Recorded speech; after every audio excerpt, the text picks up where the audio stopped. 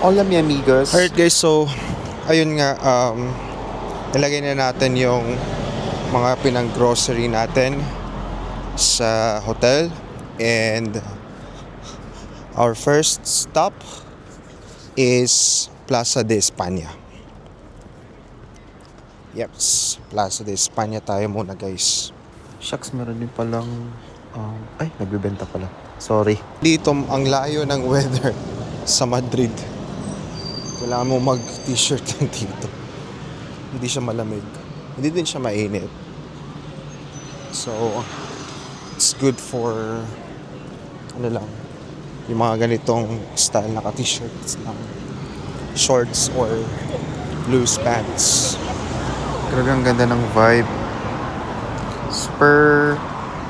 Then dito sa area is more on residential siya dito guys, malapit sa hotel namin. Residential site na talaga siya. Grabe yung araw. Very sunny. So sunny guys.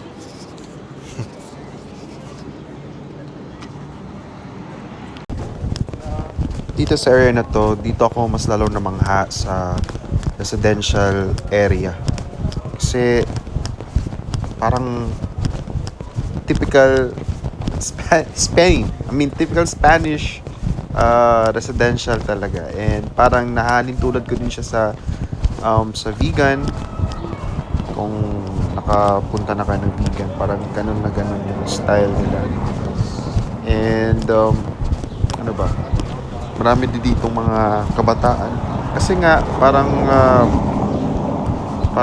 nagse-celebrate sila ngayon dito ng Semana Santa. Ang daming mga nakadamit na naka-formal na damit.